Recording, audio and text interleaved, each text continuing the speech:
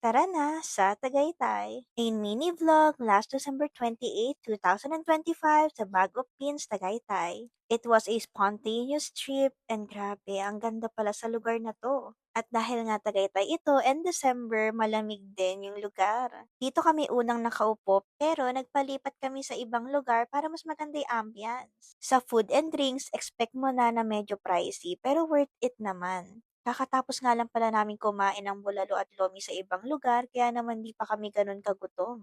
Ganito nga pala kaganda yung lugar at ang dami-dami ring tao.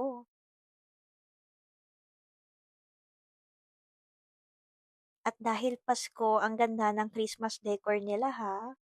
Maayos din yung service ng staff and masasarap naman yung pagkain.